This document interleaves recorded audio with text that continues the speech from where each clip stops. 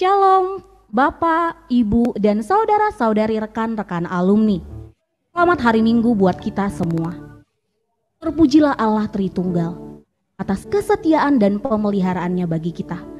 Sehingga hari ini kita dapat memasuki hari terakhir Konferensi Alumni Regional Sumatera Bagian Utara 2020. Dan hari ini kita akan memasuki ibadah minggu dengan tema kesetiaan dan pemeliharaan Allah yang akan dilayani oleh Bapak Insinyur Tadius Gunadi MKS. Pada Bapak Tadius kami ucapkan selamat melayani Pak. Untuk memulai ibadah kita, saya mengundang kita semua untuk mengambil waktu teduh, kita bersatu di dalam doa. Segala pujian, hormat, dan syukur kami naikkan ke hadapan-Mu ya Allah Bapa kami. Bapa yang setia, Bapa yang maha kasih. Terima kasih Tuhan buat waktu ini. Engkau kembali mempertemukan kami secara virtual. Dimanapun kami berada ya Tuhan, ini kami datang bersatu untuk memuji dan memuliakan Engkau. Maka tolonglah kami Bapa untuk menaikkan pujian dan penyembahan kami kepadamu di dalam roh dan kebenaran. Bahkan pimpinlah anakmu, Bapak Insinyur Tadius Gunadi, untuk menyampaikan firman-Mu. Dan bagi kami semua, jadikanlah kiranya kami sebagai tanah yang subur, yang siap ditaburi oleh kebenaran firman-Mu. Berkati cuaca, berkati setiap peralatan yang kami pergunakan, berkati tim multimedia, berkati setiap anak-anak-Mu yang mengambil pelayanan pada waktu ini ya Tuhan. Sehingga semua yang kami pergunakan ya Bapa, itu semua boleh kami kembalikan untuk kemuliaan nama-Mu. Terima kasih ya Bapa. Inilah kami anak-anak-Mu, kami awali ibadah ini dalam Kristus Yesus kami berdoa dan bersyukur kepada-Mu Allah yang hidup. Amin. Betapa banyak perbuatan-Mu ya Tuhan. Sekaliannya Kau jadikan dengan kebijaksanaan. Bumi penuh dengan ciptaan-Mu. Maka aku hendak menyanyi bagi Tuhan selama aku. Dan aku hendak bermazmur bagi Allahku selagi ku ada. Mari nyatakan syukur kita kepada Tuhan. Betapa kita tidak bersyukur bertanah air kaya dan subur.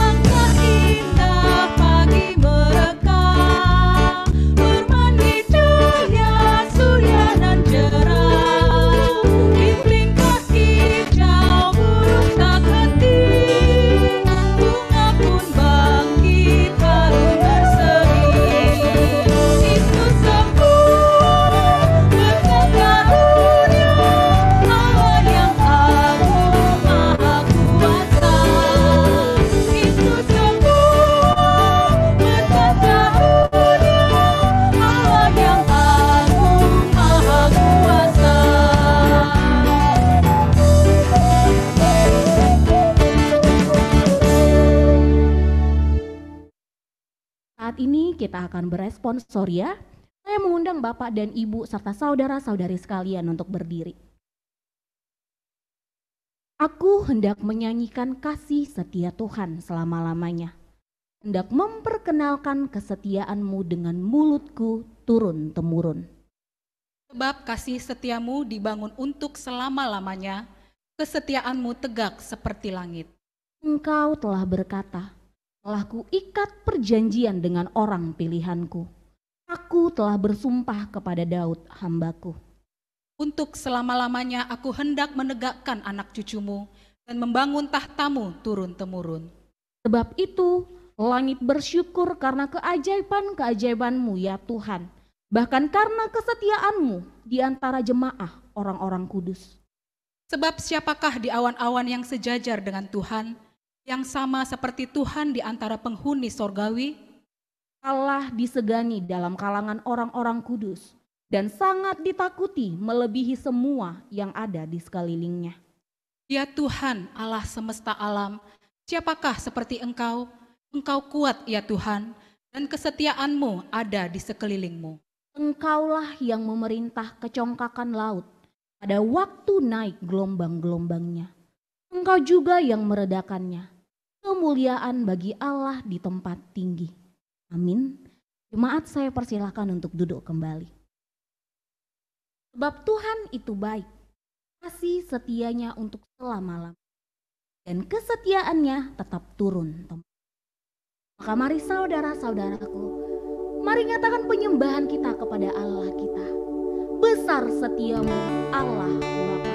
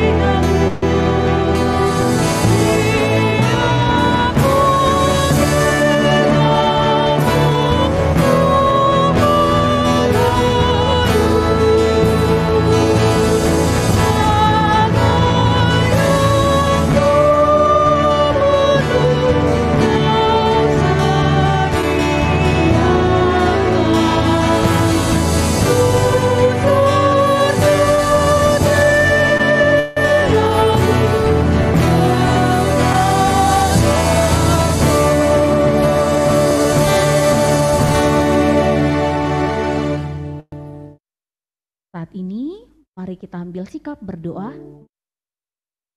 Firman Tuhan dalam Mazmur 25 ayat 10. Segala jalan Tuhan adalah setia dan kebenaran bagi orang yang berpegang pada perjanjiannya dan peringatan-peringatannya.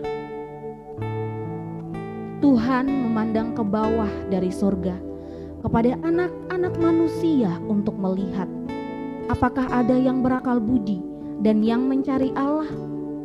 Mereka semua telah menyeleweng, semuanya telah bejat. Tidak ada yang berbuat baik, seorang pun tidak.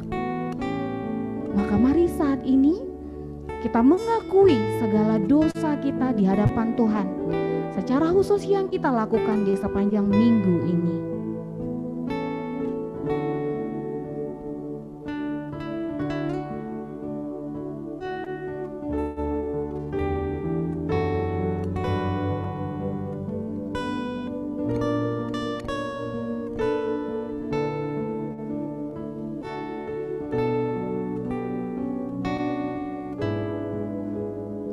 Kita nyatakan pujian ini bersama-sama.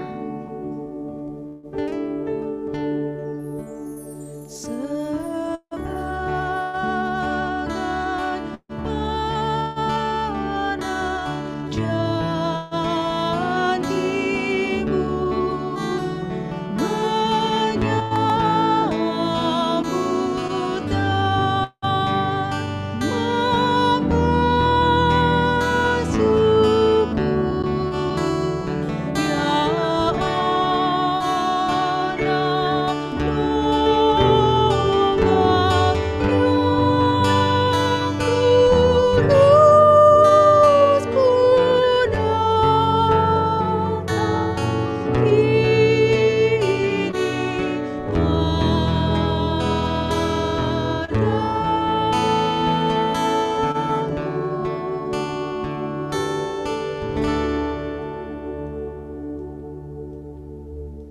Jika kita mengaku dosa kita, maka Dia adalah Allah yang setia dan adil. Amin.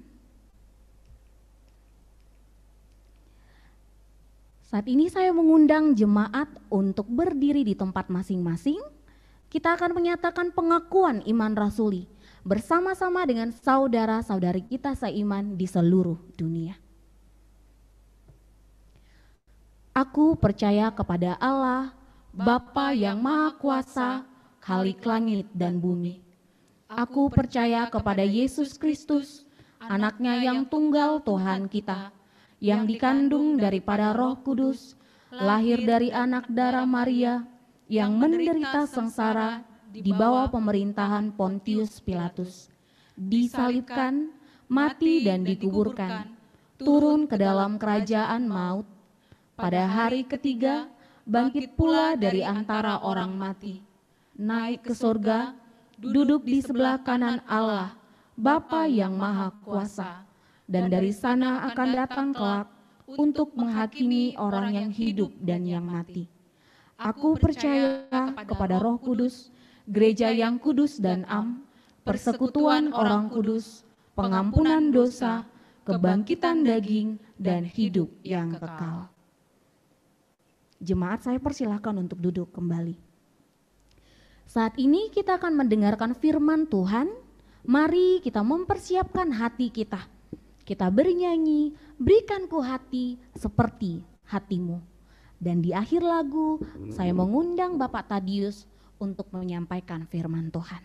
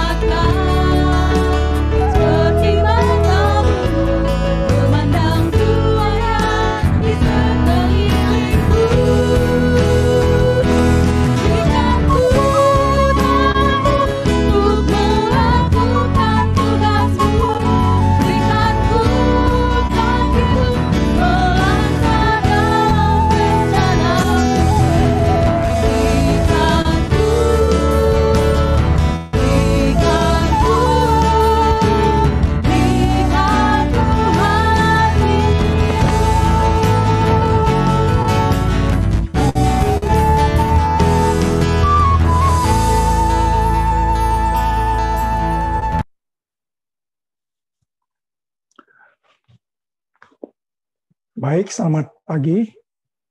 Mudah-mudahan bisa mendengar suara saya dengan cukup jelas. Bersyukur sungguh kita bisa ikut camp ini, walaupun saya merasa lebih senang kalau kita bisa camp offline ya, karena biasanya kita di Brastagi atau di Parapat ya, dengan udara yang jauh lebih segar, lebih nyaman ya. Tapi pada pagi ini kita di rumah masing-masing dengan mungkin kesumpukan segala macam, tapi yang bersyukur bahwa dengan kondisi seperti ini pesertanya jelas bisa lebih banyak ya, karena peserta bisa tidak hanya yang ada di Sumatera Utara, tapi alumni Sumatera Utara yang ada di mana, yang sekarang ini tersebar mana-mana bisa ikut Karsu. Ini satu yang berkat tersendiri lah ya buat kita semua. Pada pagi ini saya bersyukur kita kembali boleh pelajari sebagian dari firman Tuhan. Saya akan coba share screen, mudah-mudahan bisa kita lihat ya.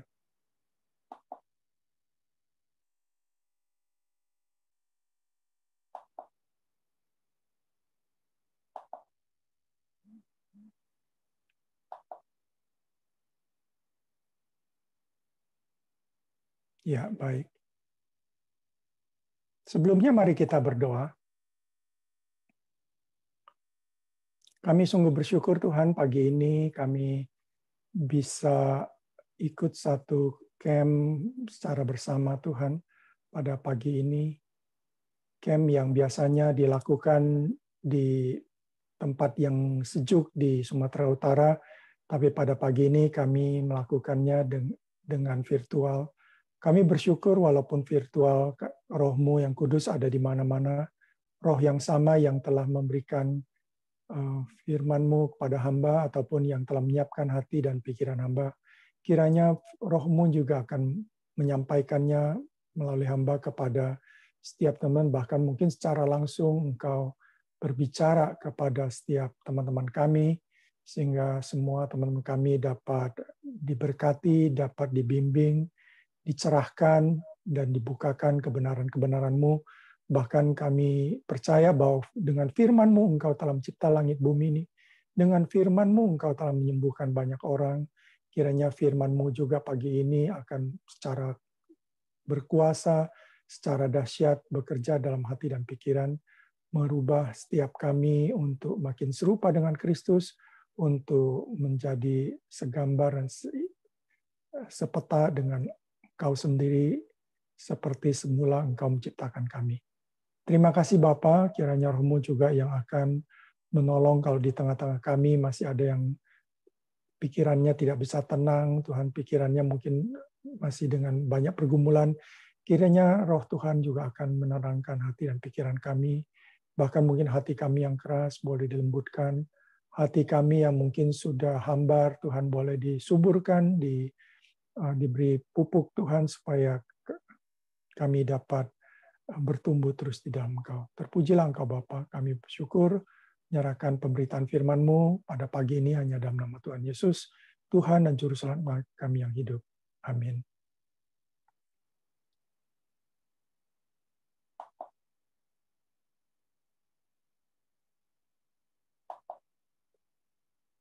Ya, pagi ini tema kita adalah kesetiaan dan pemeliharaan Allah. Itu yang menjadi tema kita ya pagi ini.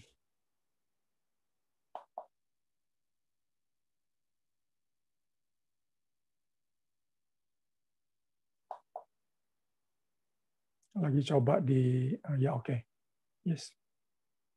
Firman Tuhan yang saya ambil cukup sederhana, cuma diambil dari Amsal 20 ayat 6.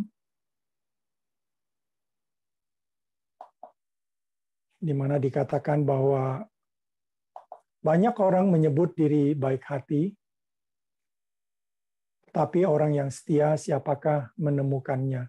Amsal 20 ayat 6 ya. Jadi banyak orang menyebut diri hati, tapi orang yang setia siapakah menemukannya? Jadi Amsal ini memperlihatkan betapa langkanya orang yang setia. Dengan kata lain, untuk mencari orang yang setia tidaklah mudah.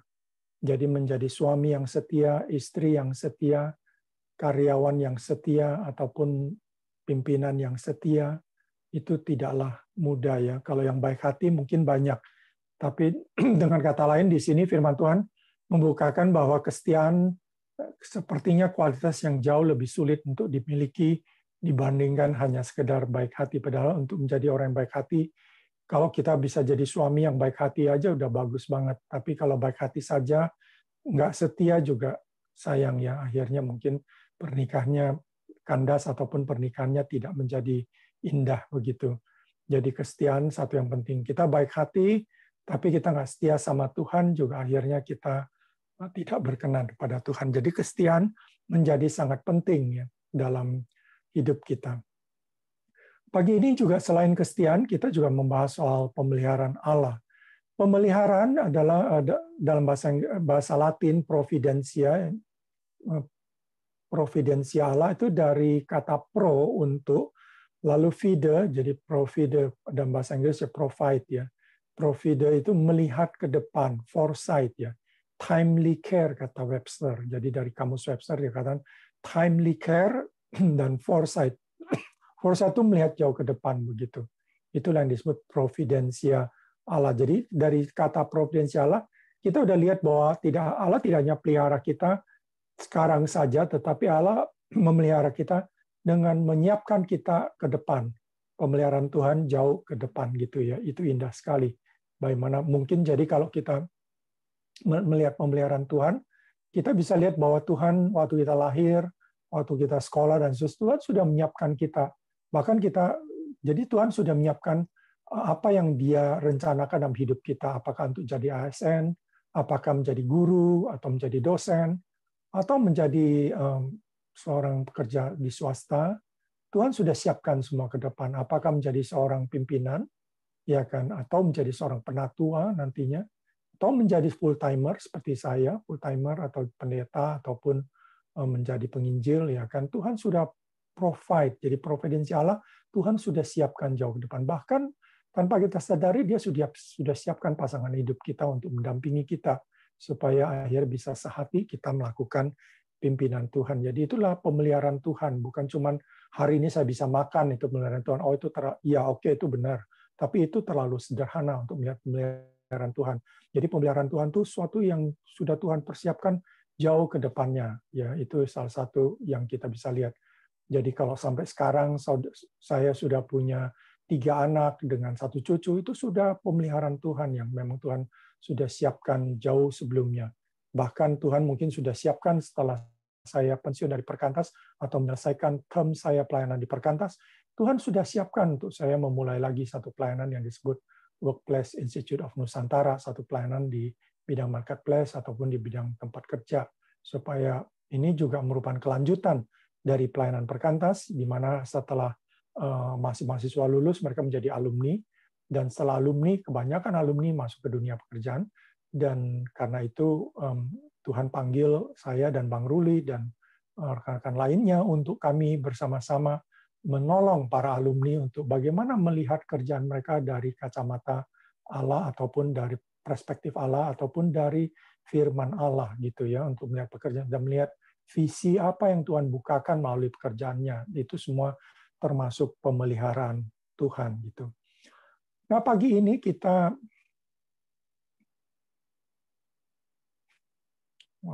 yang saya agak khawatir kalau terjadi hang atau stop dia.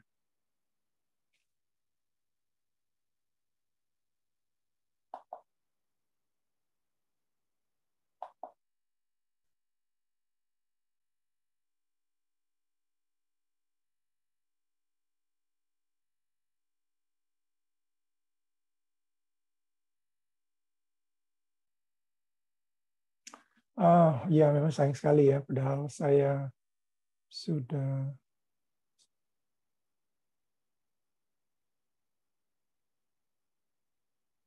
dia freeze ya.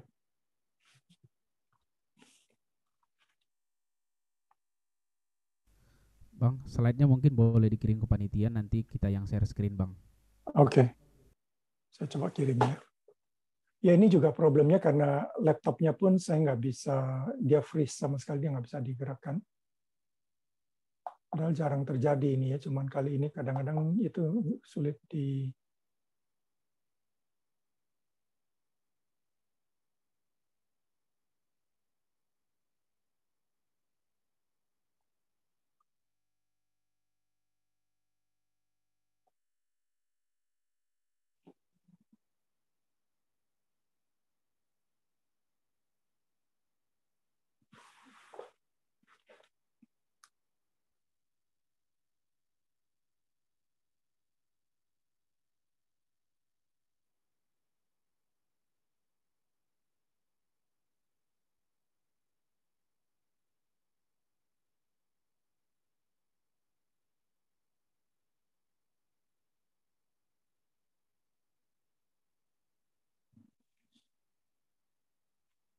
Pagi ini kita akan belajar dari satu tokoh di Alkitab, yaitu Yusuf ya. Kita akan belajar dari Yusuf tentang bagaimana Tuhan memelihara dia dan bagaimana dia setia kepada Tuhan ya. Kita berdoa supaya Tuhan akan bantu kita untuk bisa kita belajar dari seorang tokoh yang cukup terkenal. Selama ini kita udah cukup sering dengar nama dia.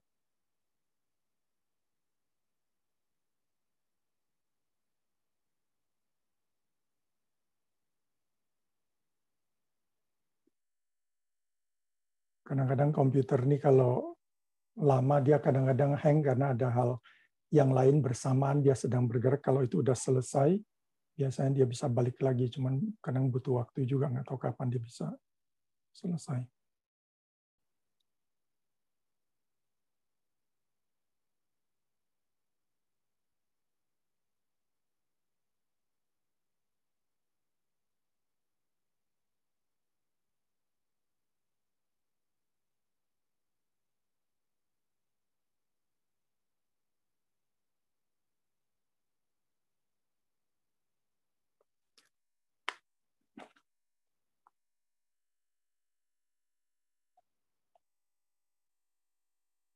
Saya balikin ke MC dulu ya, mungkin MC pimpin satu lagu dulu sebelum kita teruskan. Nanti saya mesti matikan dulu laptop ini untuk di restart lagi.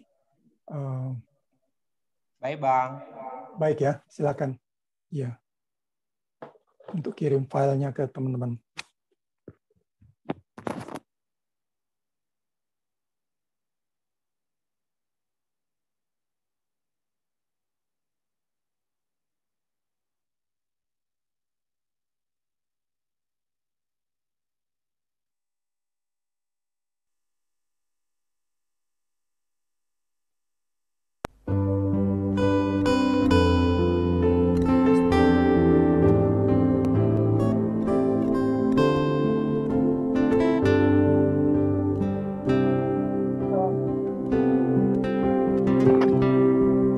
Kalau Alfa mungkin saya ini ya, saya nggak pakai.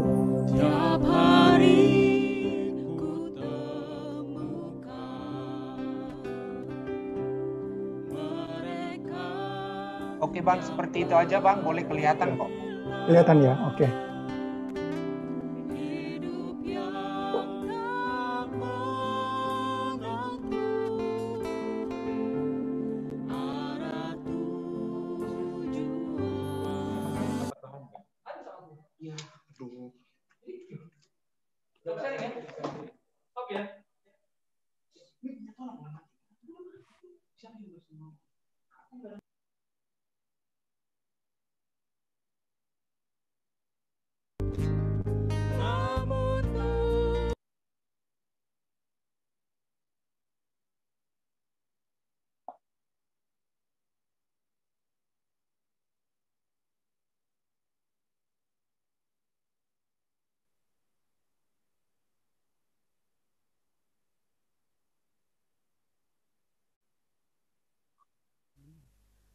Bisa Bang lihat share screen dari panitia, Bang?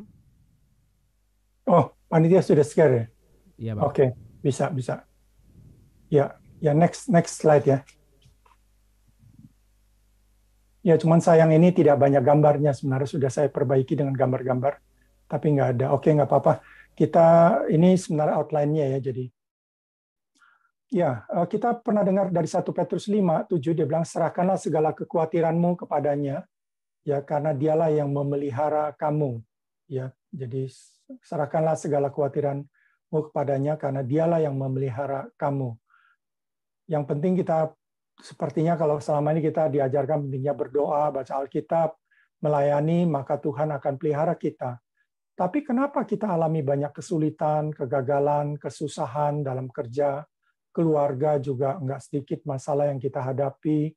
Dan pada waktu kita mengalami kesulitan dan waktu kita mengalami kesusahan, saya juga nggak tahu teman-teman rekan-rekan saat ini apakah juga kalian lagi dalam kesesakan yang berat ya di dalam pekerjaan ataupun dalam keluarga ataupun dalam kehidupan pribadi Anda sedang banyak masalah misalnya. Saya juga nggak tahu pergumulan yang kalian alami ya kan. Dan pada waktu Anda alami ini mungkin Anda juga bertanya di mana Allah kenapa ia tidak pelihara kita gitu ya, kenapa dia sepertinya mendiamkan kita, jadi kemana dia gitu ya kan, apakah dia tidak peduli sama kita. Jadi sering itu menjadi pergumulan yang kita hadapi gitu. Nah, karena itu saya ingin ajak kita pelajari. Next slide, tolong. Next slide. Ya, belajar dari hidup Yusuf ya. Yusuf ini saya sedikit salah, bukan anak ke-11 dari Yakub Rahel, tapi anak ke-11 dari Yakub ya bersama Rahel, karena Yakub kan sebelumnya menikah sama Lea karena permainan dari tuntutan dari mertuanya ya, si Laban yang menuntut dia nggak boleh kawin Rahel karena Rahel anak kedua, jadi dia harus kawin sama Lea dulu, anak pertama. Jadi setelah kawin sama Lea, dan itu juga kawin sama Lea harus kerja 7 tahun, lalu kawin sama Rahel lagi, dia harus kerja lagi sama Laban selama 7 tahun. Jadi 14 tahun dia kerja sama Laban untuk mendapatkan Rahel gitu ya.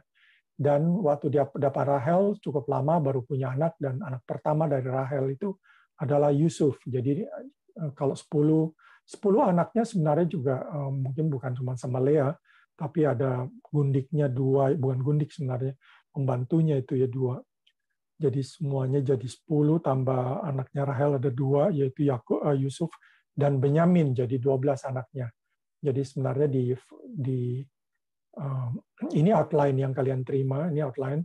Sebenarnya di dalam share screen saya di laptop saya sudah siapkan foto-foto, gambar-gambar, kartun-kartun untuk melihatkan 12 anaknya itu. Dan kita juga lihat karena dia cinta sama Rahel, jadi anak Rahel dia lebih sayang daripada anak Lea ataupun anak lainnya ya. Jadi dia lebih sayang ayahnya, paling tidak ayahnya kita nggak tahu. Yang pasti Rahel juga sangat sayang sama Yusuf sama Benyamin, tapi ayahnya menunjukkan sayang yang berlebihan kadang-kadang, yang sangat menonjol dibandingkan membuat kakak-kakaknya iri hati gitu. Dan Yusuf awal-awal juga orangnya sangat baik dan polos gitu, sehingga dan juga karena dia masih kecil, dia kurang bijak. Dia menunjukkan pakaian yang indah yang diberikan ayahnya dan membuat kakak-kakaknya. Dan juga dia menceritakan mimpi yang dia terima. Jadi waktu dia masih muda pun, masih mungkin teenager ya, masih remaja, dia sudah dapat mimpi dari Tuhan gitu. Mimpinya tentang, kalau kita masih ingat ya, mimpinya tentang bagaimana kayak gandum-gandum itu berapa berkas tuh sepertinya sujud kepada dia. Bahkan dia mungkin mimpi langsung bahwa seluruh keluarga dia sujud pada dia ya. Jadi semua sujud pada dia, itu yang dia dapat. Tentu membuat dia, kakak-kakaknya, bahkan sebenarnya ayahnya pun marah sama dia. Ayah bilang, ini mimpi apa sih kamu, ini kok aneh gitu ya. Sampai ayahnya pun sujud kepada dia gitu. Itu mimpi yang dia dapat. Akibatnya, saudara, karena iri hati itu, satu waktu si Yusuf membawa makanan kepada kakaknya, dan itu ternyata perjalanannya jauh ya. Nanti kita mudah-mudahan masih, kalau ya saya ada sertakan petanya, itu perjalanan jauh dari rumahnya di Hebron, dia cari kakaknya, dan kakaknya tuh untuk memelihara ternak-ternak, mencari padang gurun tuh sampai jauh sekali gitu. Karena begitu jauh dari rumah, maka kakaknya tuh langsung berpikiran kita habisi aja anak ini. Mereka udah kesel, bukan main sama si adiknya yang nomor 11 ini. Lalu mereka buang ke sumur. Semua dengan buang ke sumur sih sebenarnya mengharapkan dia mati aja di situ gitu. Tapi salah satu dari kakaknya nggak sampai hati, akhirnya meminta, udah jangan, dia pintar, dia bilang daripada kita biarkan dia mati gitu, toh kita nggak dapat apa-apa, mendingan kita jual jadi budak. Nah, yang lain-lain mungkin tergiur sama ada uangnya gitu ya kan, akhirnya mereka menerima usulan itu dan akhirnya dia dijual jadi budak. Next slide. Nah, ini gambarnya lah yang kita bisa lihat bagaimana kalau kita lihat dia tinggal di Hebron di situ, lalu dia ke Shechem, terus di Dotan. Jadi waktu kemungkinan dia dibuang ke sumur itu di Dotan, bahkan di Dotan juga akhirnya dia dijual gitu ya, dan dijual di Dotan, dan itu jaraknya cukup jauh ya, cukup jadi dari Hebron, dari rumahnya cukup jauh, sehingga akhirnya kakak-kakaknya bisa mengarang cerita bahwa dia itu diterkam oleh harimau, mereka nemukan pakaiannya dengan darah dan seterusnya. lalu sampaikan kepada ayahnya. Tentu ayahnya sangat-sangat sedih dan menderita sekali. Bahkan ayahnya seperti udah nggak mau hidup lagi tanpa anak ini gitu ya. Jadi Yusuf ini. Jadi terus akhirnya dari Dotan dia dibawa melewati Betel, Gaza sampai ke Mesir. Jadi dia dijual ke Mesir ya. Itu yang kita bisa lihat. Perjalanannya begitu jauh. Kalau di satu foto yang satu gambar yang saya temukan seorang budak kalau dibawa, saudara, ya budak itu mungkin dirantai atau apa gitu ya, takut melarikan diri dirantai. Bayangin dirantai jalan segitu jauh, waduh saya, dan itu dia masih remaja ya, mungkin umur 17, 18, kita nggak tahu persisnya umurnya, tapi masih ya atau mungkin udah pemuda lah, udah pemuda bukan remaja, sudah pemuda, karena kalau mungkin remaja dijual, tapi bisa juga ya dijual tuh masih anak, masih remaja, karena zaman dulu anak dan istri biasanya dijual jadi budak gitu ya dari kecil. Tapi biasanya kalau dia masih taruh remaja nggak laku, biasanya mesti pemuda supaya yang cukup kuat untuk bisa bekerja dan seterusnya. Jadi kemungkinan umurnya sudah 17, 18, 19 mungkin dijual dari Dotan dibawa ke Mesir gitu. Dan harus berjalan begitu jauh, tentu cukup menderita. Dari seorang anak yang hidup sangat nyaman karena ayahnya termasuk cukup kaya waktu itu, jadi punya ternak yang cukup besar gitu ya kan, cukup mampu sehingga bisa membuat pakaian yang begitu mahal. Pakaiannya mungkin mahal sekali dan begitu indah ya. Dan jadi keluarga yang nyaman hidupnya, tapi sekarang dijual jadi budak. Tentu kalau kita yang ngalamin itu mungkin kita udah merasa sedih gitu kalau bisa bunuh diri gitu, ngapain lagi hidup gitu ya kan. Harus jadi budak orang gitu di negeri orang yang kita nggak tahu lagi. Biasa kalau budak udah nggak ada masa depan biasanya ya kan. Ya nggak ada masa depan karena itu jadi milik dari yang membelinya gitu. Next slide. Nah, dibeli jadi budak di rumah. Jadi yang di Mesir dia dijual. Jadi sebenarnya pembeli budak ini mereka cuma pembelinya dia. Jadi dia kayak pedagang begitu ya. Pedagang akhirnya dia bawa ke Mesir. Di Mesir dia dijual di pasar biasanya. Lalu Potifar, salah seorang karyawannya ataupun stafnya Firaun, membeli dia dan akhirnya menjadikan dia budak di rumahnya Potifar. Sebagai budak, saudara, si Yusuf tidak meratapi nasibnya. Dia tidak semangat hidupnya, jadi malas bekerja, jadi asal-asalan kerjanya karena merasa hidupnya udah nggak sesuai dengan yang dia inginkan gitu ya. Tidak. Dia tidak meratapi nasibnya, dia tidak murung, tetapi dia bekerja dengan baik.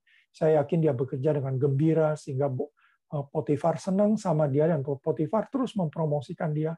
Mungkin dari budak dia dinaikin jadi asisten dan akhirnya asisten lalu menjadi kepala yang mengurus seluruh rumahnya itu.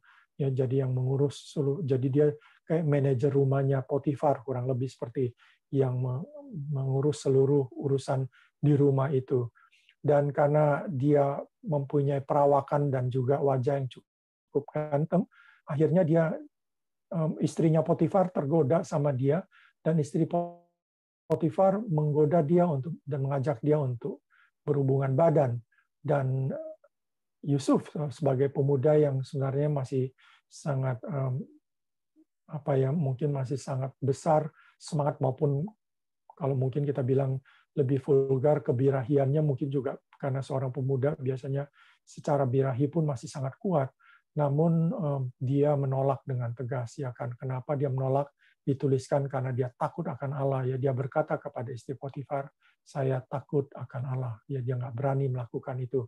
Karena itu dia menolak. Tapi dengan dia menyebut takut akan Allah pun istri Potifar yang sudah tergoda tidak berhenti di situ dan terus menggoda bukan cuma sekali, 2 kali, berkali-kali sampai sebagai pemuda mungkin Yusuf juga bisa tergoda ya karena dia bukanlah seorang mong atau seorang rahib yang tidak tergoda gitu, seorang yang sudah berumur tidak dia karena masih muda dia juga takut tergoda dan karena itu dia lari ya. Dan waktu dia lari jubahnya kepegang sama istri Potifar lalu istri Potifar memfitnah dia mengatakan dia mau diperkosa oleh Yusuf. Waktu didengar Potifar bahwa istrinya mau diperkosa Yusuf, maka Potifar memasukkan dia ke dalam penjara. Sebenarnya Potifar, dan lucunya di Alkitab ditulis bahwa dia dimasukkan dalam penjara yang bukan penjara dalam pengertian, kayaknya penjara yang agak spesial yang dia dimasukkan itu ya. Ataupun kalau tidak kamarnya atau tempatnya itu spesial. Dari situ kita bisa menduga, ya walaupun kita nggak tahu 100%, tapi bisa menduga bahwa Potifar itu tidak 100% percaya kata-kata istrinya. Jadi Potifar juga berpikir, jangan-jangan istrinya yang tertarik sama Yusuf, karena Yusuf itu ganteng, Yusuf itu perawakannya baik, ya sehingga dia tergoda, dan manis sikapnya, manis, mungkin sopan sekali orangnya, ramah, sopan, dan itu membuat si istri Potifar tergoda. Jadi Potifar juga merasa, atau mungkin bahkan ada karyawan yang lain di rumah itu atau budak lain di rumah itu yang mungkin melapor Potifar, sebenarnya dia nggak percaya bahwa Yusuf yang menggoda. Apalagi dikatakan Yusuf tuh mau memperkosa istrinya, itu seperti nggak make sense gitu. Karena itu, tapi Potifar nggak mau kehilangan muka gitu ya, dia nggak mau kehilangan muka seperti itu akhirnya, ataupun dia nggak mau istrinya terus tergoda sama Yusuf, ataupun mungkin juga Potifar nggak mau berantem sama istrinya karena walaupun dia nggak percaya, dia nggak punya bukti juga gitu ya kan. Jadi akhirnya dia pikir ya udahlah, dia masukkan ke dalam penjara, tapi di penjara tuh penjara yang sedikit spesial. Jadi dari situ kita bisa lihat sebenarnya dia, kalau Potifar marah besar, mungkin dia dimasukkan dalam penjara yang parah gitu ya kan. Bahkan dihukum mati. Kalau budak zaman dulu mah gampang banget dihukum mati gitu ya. Kalau melakukan kesalahan besar, kalau nggak di penjara dihukum mati gitu. Nah, yang menarik lagi di penjara dia pun tidak terpuruk ya kan, si Yusuf ini. Dia tidak meratapi nasibnya, merenungi nasibnya. Dia tidak merasa aduh di mana Tuhan gitu ya, kemana Tuhan, kok Tuhan membiarkan dia gitu. Enggak. Dia tetap bekerja dengan baik. Dia menunjukkan kualitasnya bahwa dia bukan seorang pemerkosa, dia bukan seorang yang malas, budak yang malas, enggak. Dia tunjukkan kualitas dia yang sangat elegan, sangat berkualitas dalam kerja, ya sangat baik. Dia tidak menunjukkan seorang yang buruk gitu. Sehingga akhirnya sama sipil penjara dia diangkat menjadi semacam asisten sipil penjara. Bahkan sipil penjara makin lama makin lihat dia mungkin awal-awal dia dipercayakan melakukan 1-2 hal, tapi lama-lama semua hal dipercayakan kepada dia. Jadi seluruh pekerjaan di penjara itu, urusan-urusan semuanya diserahkan kepada Yusuf ya. Jadi Yusuf bukan lagi narapidana di sana. Yusuf menjadi asisten sipil penjara. Itu yang terjadi. Lalu next slide. Lalu kita lihat berikutnya, kita ingat di penjara kita nggak tahu berapa lama, lalu ada 2 orang stafnya Firaun, salah satu mungkin tukang roti, satu lagi mungkin tukang anggur. Ya, Firaun itu mungkin buat kesalahan, akhirnya apakah dua-duanya bikin kesalahan atau salah satu yang bikin kesalahan? Seingat saya satunya mungkin bikin kesalahan, tapi satunya mungkin dia masuk penjara juga mungkin kalaupun salahnya tidak terlalu besar, atau dia disalahpahamin akhirnya masuk penjara gitu. Lalu keduanya mimpi tapi nggak ngerti mimpinya apa gitu ya kan. Tolong next slide. Mimpinya apa dia tidak mengerti. Lalu satu hari Yusuf melihat kedua orang yang di penjara ini sedih, susah gitu. Lalu akhirnya Yusuf tanya, kalian ngapain susah? Dia bilang kami mimpi gitu ya kan. Akhirnya mereka, oh ya mimpi, tolong ceritakan mimpinya ya kan. Akhirnya dia ceritakan, dan akhirnya dia memberikan tafsiran dan benar gitu, bahwa nggak lama dia bilang kamu akan dibebaskan, dua-duanya akan dibebaskan kembali. Lalu setelah mereka bebas ya, salah satu benar gitu, yang satu mimpi itu yang tukang roti kalau nggak salah, dia mimpi lalu benar bahwa dia akan dihukum gitu ya kan. Tapi yang satunya yang juru minumnya kalau nggak salah itu tidak dihukum, dia tetap dia seperti yang di mimpi itu ya, bahwa Yusuf akhirnya bisa berkata bahwa kamu tidak akan dihukum, kamu akan gitu. Tapi setelah itu mereka melupakan dia, yang kedua orang itu, dan atau yang salah satunya itu pun lupakan, karena Yusuf sudah pesan kalau nanti kamu dibebaskan, jadi dia bilang kalian akan dibebaskan. Nanti kalau kalian dibebaskan jangan lupa sama saya gitu, ingat saya bahwa saya di penjara ini karena difitnah saya. Jadi kira-kira begitulah Yusuf katakan. Tapi kedua orang itu lupa. Nah, pada waktu Tuhan, maksudnya ini saya agak sedikit salah, pada waktunya Tuhan ya, jadi maksudnya in his time gitu, maksudnya in his time itu Raja Firaun mimpi. Jadi sekarang Raja Firaun yang mimpi, ya kan, mimpi yang ada lembu-lembu di tepi sungai. Dia berdiri di tepi sungai Nil melihat ada lembu-lembu, ada yang gemuk, ada yang kurus, terus ada lumbung atau dan seterusnya. Lalu Firaun juga nggak ngerti mimpinya apa. Dia dapat mimpi itu dan clear banget tuh mimpi, tapi dia nggak ngerti mimpi itu apa, dan mencari semua tukang-tukang yang ada, ahli-ahli bijaksana semua yang ada, nggak ada yang bisa menafsirkan dengan tepat mimpi itu, bahkan mereka nggak ngerti mimpinya apa. Lalu di saat itulah, in his time itulah, pada waktunya itu kalau nggak salah dicatat di Kejadian 2 tahun setelah kejadian di mana mereka dibebaskan, kedua orang staf Firaun itu dibebaskan, lalu dia mimpi itu, dan dia Raja Firaun mimpi itu udah 2 tahun berselang, ya, jadi cukup lama sebenarnya. Dalam 2 tahun itu mungkin Yusuf juga merasa, aduh, hidup dia berapa lama dia akan dipenjara, cukup sulit gitu ya. Tetapi Tuhan tidak lupa, Tuhan bukan tidak peduli dengan dia, Tuhan peduli, tapi ada waktunya Tuhan, in his time, ya, waktunya Tuhan, Tuhannya, timingnya Tuhan itu.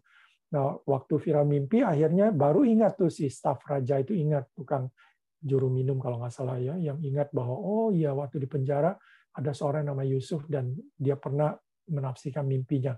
Lalu dia beritahulah kepada raja bahwa ada seorang yang kami pernah temui dan akhirnya benar apa yang dia tafsirkan. Lalu raja antusias panggil Yusuf dari penjara, dipanggillah ke istana. Dan akhirnya Yusuf menafsirkan mimpi raja dengan baik, ya. Bahkan mimpi itu mempunyai message yang sangat penting, yaitu akan terjadi 7 tahun kemarau dan akan membuat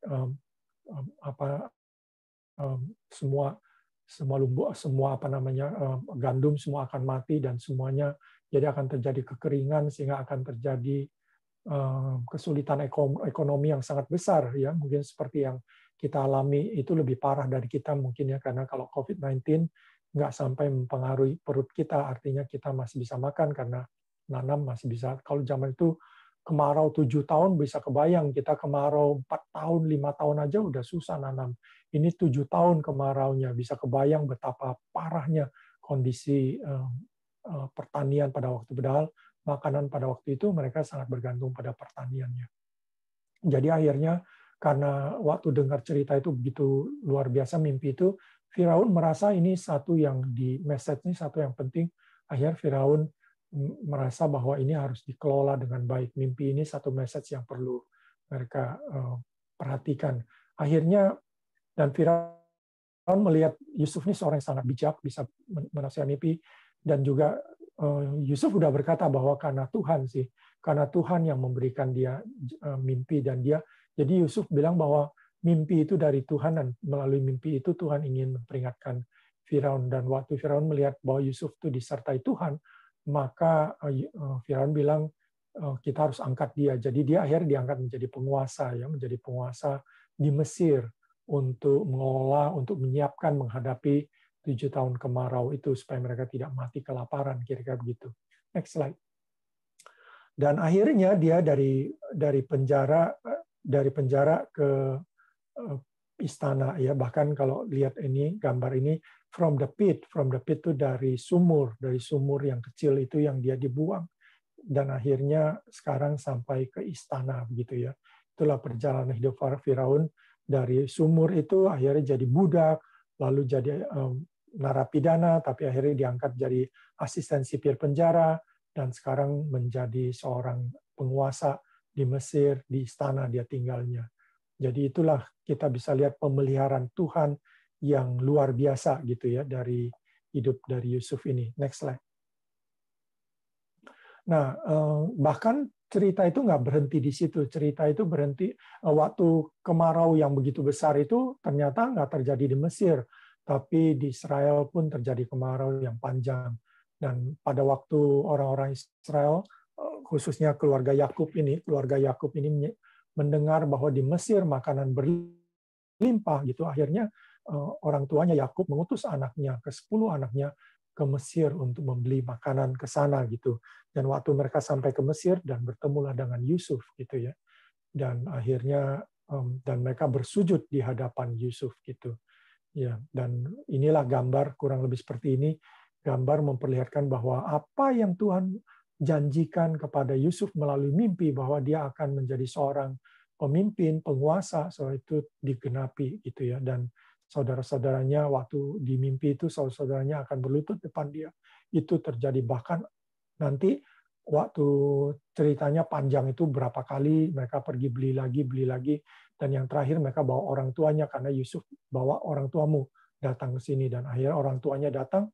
Dan seperti biasanya kalau mereka bertemu dengan penguasa di Mesir, semua berlutut sujud, orang tuanya pun ikut berlutut dan menggenapi lagi apa yang Tuhan sudah berikan melalui mimpi itu kepada Yusuf ya. Next slide. Nah, apa yang kita bisa pelajari dari sini ya tentang pemeliharaan Allah dan tentang kesetiaan Yusuf, itu kan topik kita pada hari ini, pagi ini, yaitu kesetiaan dan pemeliharaan Allah. Ya, apa yang kita bisa pelajari tentang pemeliharaan Allah dan kesetiaan Yusuf? Next slide. Kenapa Yusuf alami berbagai masalah iri hati kakaknya? Jadi kita coba flashback ya. Kita flashback, lihat lagi. Kenapa Yusuf alami berbagai masalah? Iri hati kakak-kakaknya, dimasukkan ke sumur, dijual jadi budak, dipenjarakan, terlupakan selama 2 tahun, walaupun sebenarnya dia sudah menolong 2 staf Firaun, tapi staf itu lupa gitu ya. Di mana Allah seolah-olah pada waktu dia dimasukkan ke sumur, dijual jadi budak, jadi seorang budak. Seperti di mana Allah? Itu mungkin seperti pertanyaan kita di awal. Waktu kita alami semua kesulitan, ya kan, padahal Tuhan bilang jangan khawatir, serahkan segala kekhawatiranmu padanya karena Akulah yang melihara engkau. Tapi seperti kita bertanya, di mana Tuhan? Di mana pemeliharaan Tuhan dalam kesulitan yang aku alami sekarang dengan segala permasalahan? Ya, di mana pemeliharaan Tuhan yang terkenal itu misalnya gitu ya. Sepertinya dia tidak peduli, sepertinya tidak pelihara hidup kita, sepertinya kita harus berjuang sendiri dalam hidup itu. Sama seperti Yusuf, sepertinya dia harus berjuang menjadi budak yang baik, ya dia harus tetap senyum walaupun dimarahi atau dimaki-maki, mungkin ya kan dia harus tetap sopan gitu ya di depan majikan, ataupun dia harus sopan dengan yang lain-lainnya gitu. Di mana pada waktu dia dipenjarakan, dia harus tetap semangat hidupnya, dia tidak boleh terpuruk di sana, dia mesti move on, dia harus terus maju dan seterusnya ya. Jadi seperti di mana Tuhan? Sepertinya semua itu bergantung pada Yusuf semata ya. Nah, kalau kita bisa simpulkan, saudara, bagaimana Yusuf dari dibuang di sumur, akhirnya jadi budak penjara, lalu menjadi seorang penguasa di Mesir, maka kita bisa lihat bahwa pemeliharaan Tuhan itu bukan hanya untuk diri Yusuf, ya bukan hanya untuk diri Yusuf, dan short term, bersifat short term, hanya di satu waktu gitu. Tidak.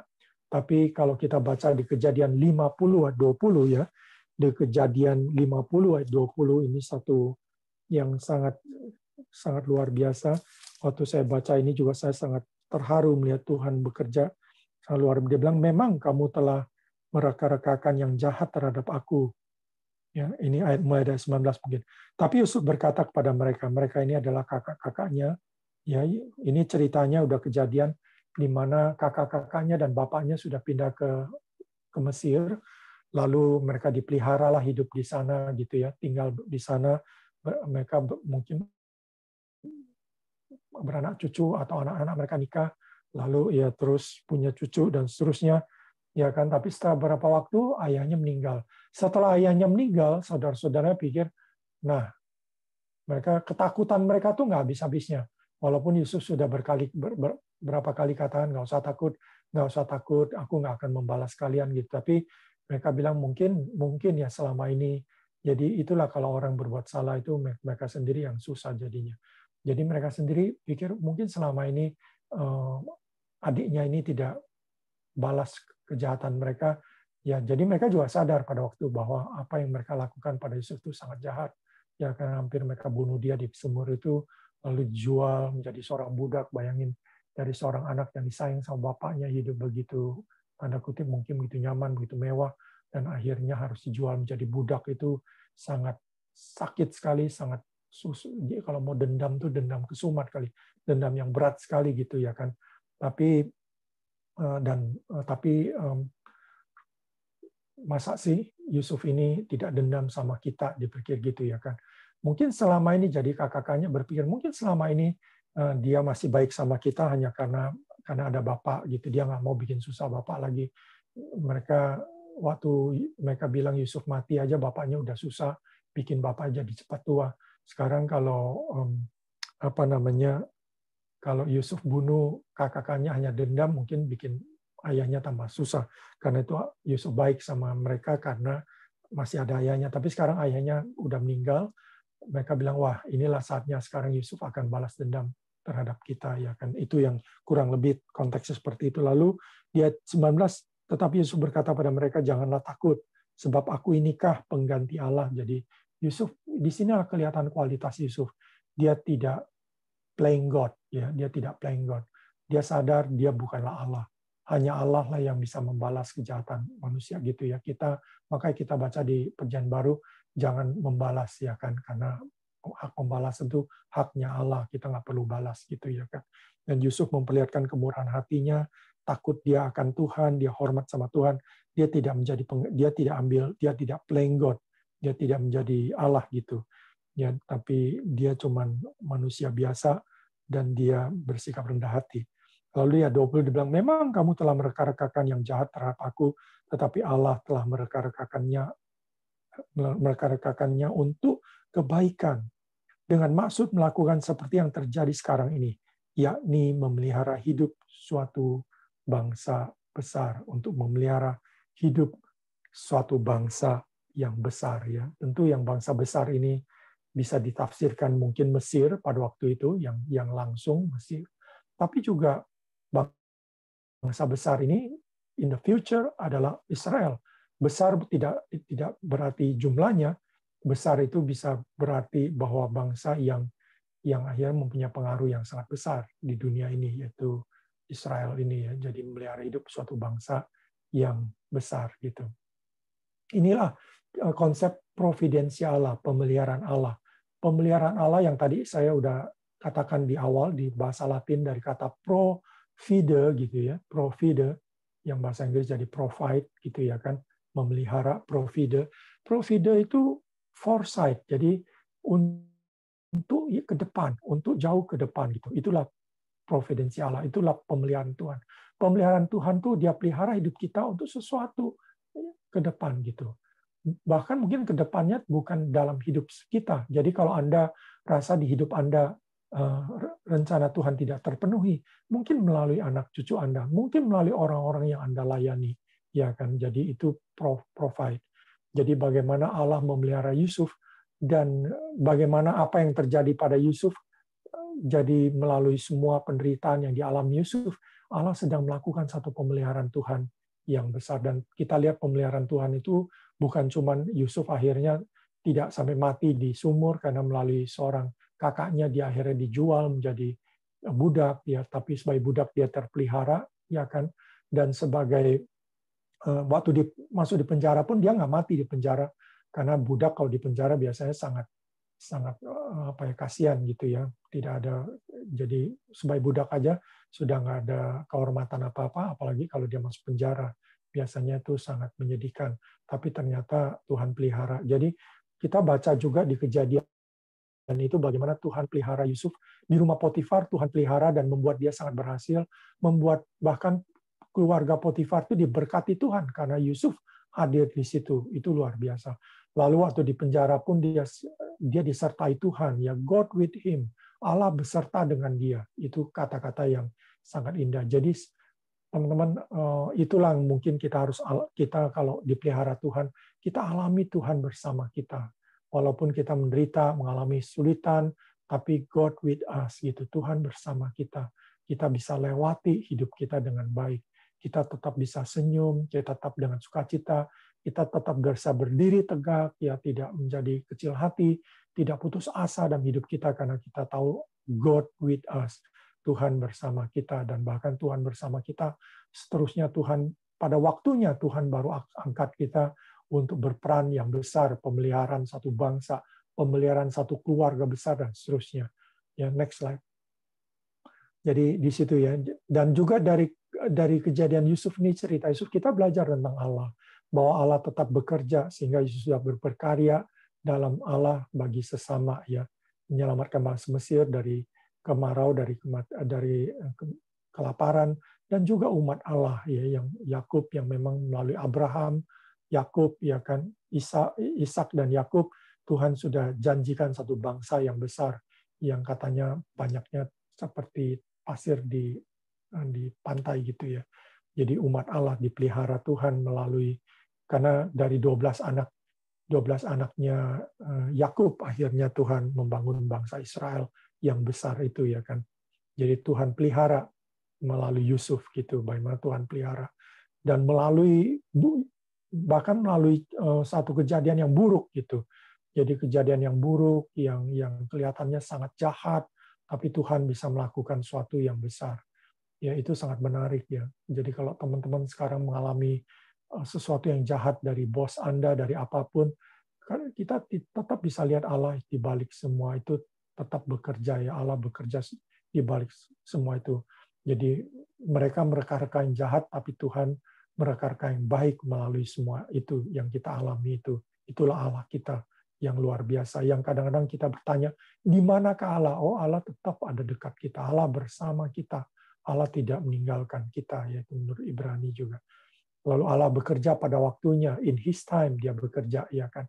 Dia bekerja pada waktunya.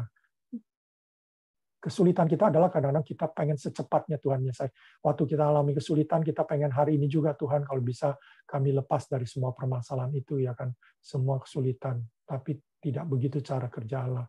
Yang ada waktunya adalah ada in His time. Seperti COVID-19 ini, kita bisa bertanya, di mana Tuhan? Ya kan, kok Tuhan kayak diam aja, ya kan? Kok Tuhan membiarkan COVID ini berlanjut? Sampai berapa lama kita harus kebaktian selalu offline? Online, tidak offline. Kapan kita bisa onsite?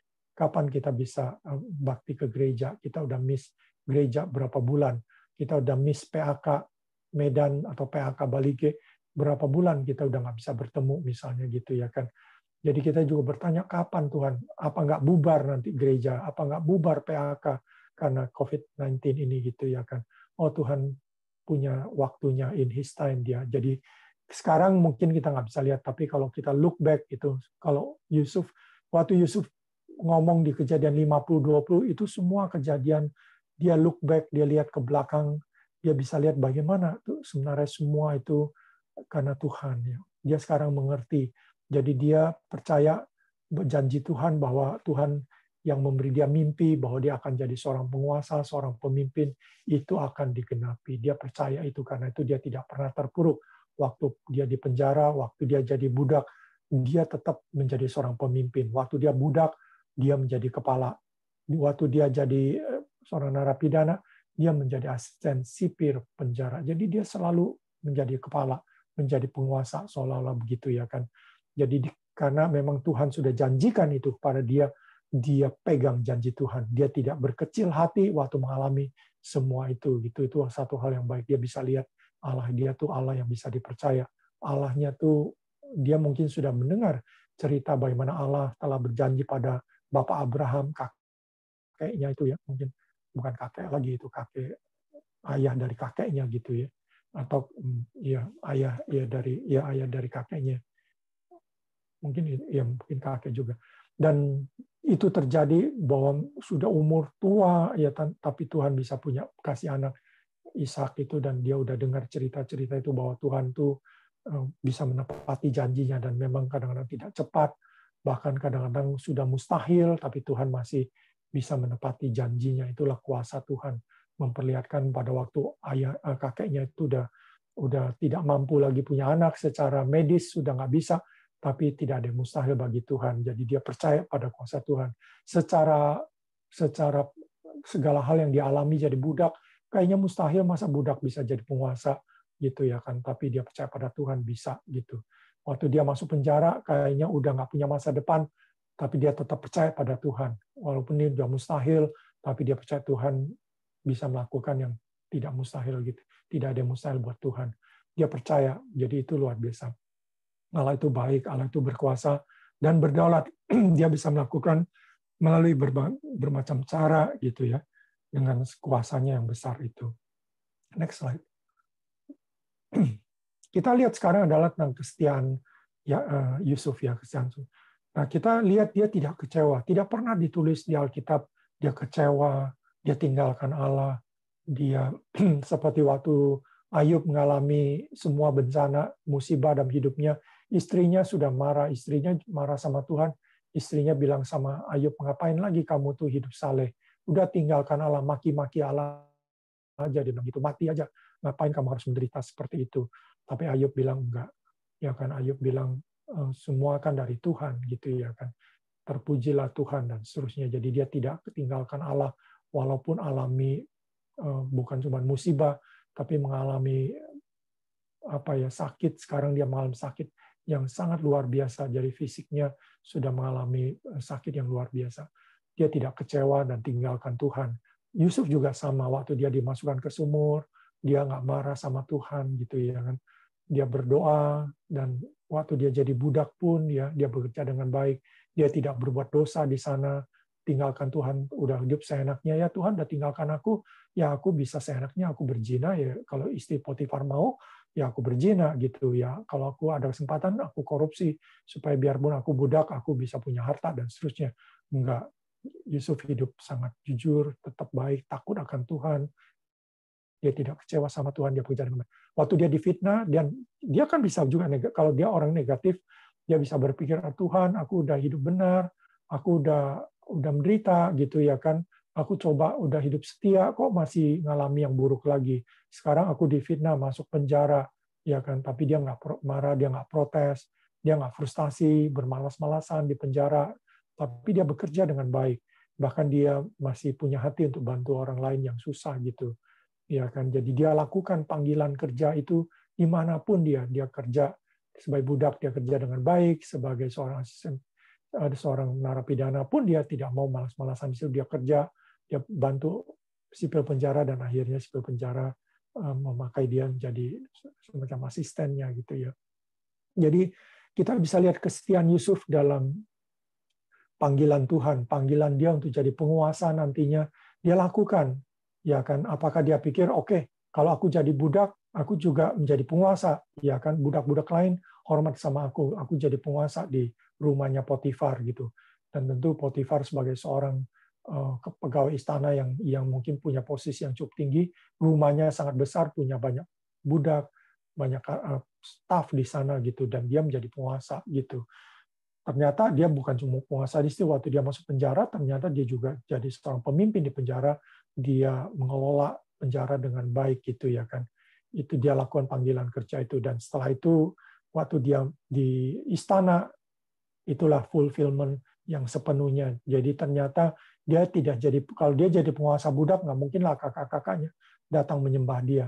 Kalau dia cuma jadi asisten sipil penjara pun nggak mungkin kakak-kakaknya akan menyembah dia. Jadi dia percaya kalau dia kerja dengan baik, dia keluar penjara, pasti di luar penjara itu dia akan menjadi penguasa, dan pada waktunya Tuhan itu semua terjadi gitu ya. Jadi kesetiaan Yusuf tidaklah sia-sia. Kesetiaan Yusuf terlihat bagaimana Allah pun rencana Allah terpenuhi dalam hidupnya. Itu yang kita bisa pelajari. Next slide. Nah, alumni yang takut akan Tuhan, dibutuhkan Yusuf-Yusuf masa kini. Jadi kita butuhkan Yusuf-Yusuf masa kini. Ya, Yusuf itu adalah, yang kita lihat adalah alumni yang takut akan Tuhan, berintegritas, istilah kita sekarang. Ya, seorang yang takut akan Tuhan, tidak mau berbuat dosa, apakah itu korupsi, apakah selingkuh, zina, soal kita nggak mau lakukan itu, kita lebih takut sama Tuhan gitu ya. Orang bisa nggak lihat apa yang kita lakukan, tapi kita tahu mata Tuhan ada di mana-mana, melihat kondisi kita. Jadi kita takut akan Tuhan, kita ada kesempatan pun kita nggak mau lakukan itu ya, walaupun kesempatannya terbuka buat kita karena kita takut akan Tuhan. Seorang yang jaga relasi dengan Tuhan, ya selalu hormat dan takut akan Tuhan, mengasihi Tuhan lebih dari yang lainnya gitu.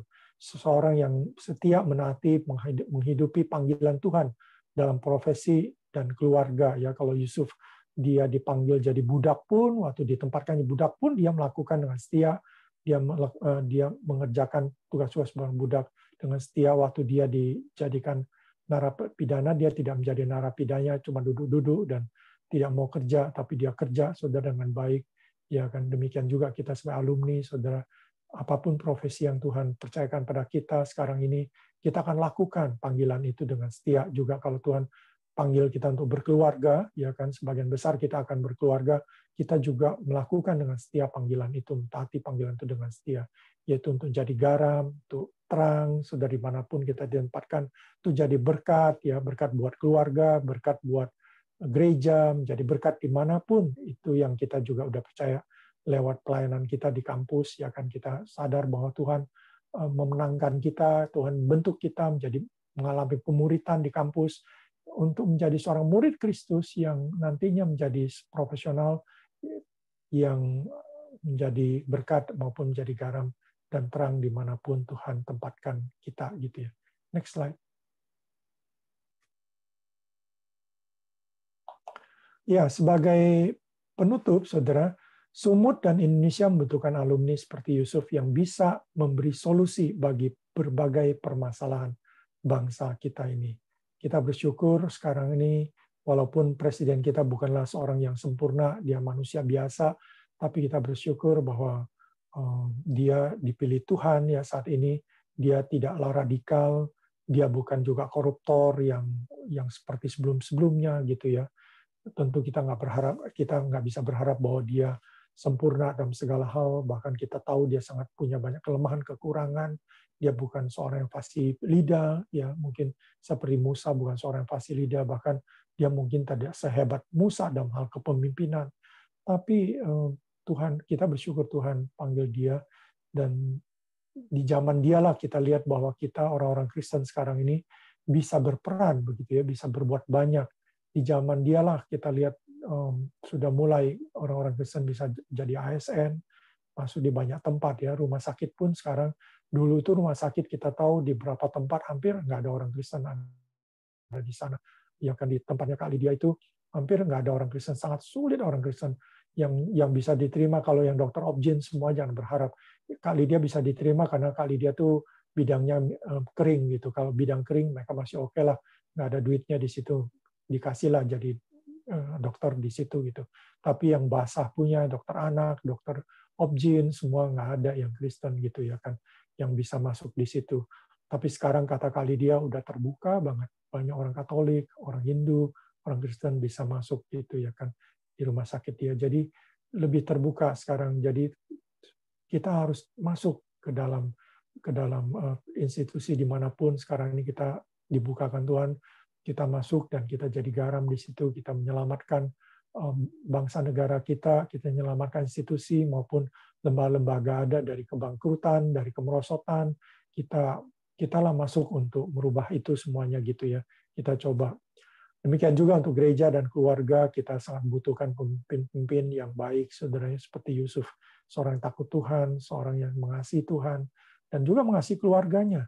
Kita bisa lihat Yusuf, dia tidak dendam, marah sama kakak-kakaknya yang jahat sama dia. Dia tetap mengampuni mereka, mengasihi, memelihara mereka, saudara. Demikian juga kita juga dipanggil, jangan kita ikut-ikutan dendam, kesel sama abang atau kakak kita, atau adik kita, atau orang tua kita, atau saudara-saudara kita yang mungkin berbuat jahat. Mungkin kalian bayang, teman-teman di Sumatera Utara, kebayang waktu kalian nikah, bagaimana tulang kalian, keluarga kalian, sangat menyulitkan kalian, membuat kalian marah, kesel gitu ya kan. Dan mungkin kalian sampai sekarang juga masih dendam sama mereka, kesel sama mereka. Atau mungkin kalian merasa penghinaan dari keluarga besar gitu ya kan. Kalian dihina gitu, dianggap kalian nih orang yang nggak berguna, atau yang dianggap alumni yang tidak berhasil dan seterusnya. Kita mungkin bisa kesal, kita dendam, kita marah, kita jadi akhirnya kita tidak lagi ingat Tuhan yang panggil kita. Kita malah ingin membalas mereka dengan kerja keras, cari uang sebanyak-banyaknya, apapun caranya supaya kita bisa kaya, kita bisa tunjukkan pada mereka, aku nggak sehina yang kalian pikir dan seterusnya.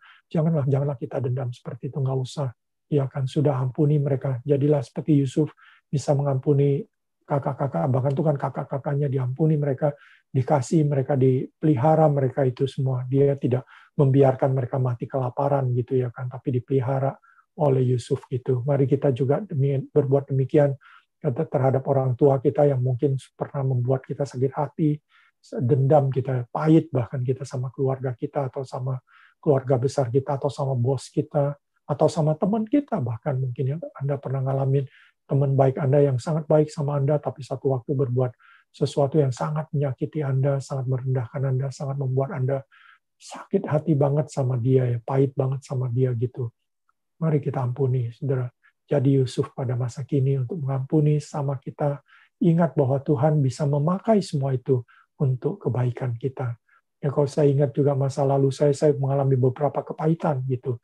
Tapi saya lihat Tuhan memakai itu membentuk saya, menjadikan saya lebih rendah hati, menjadikan saya lebih bersandar kepada Tuhan gitu ya kan.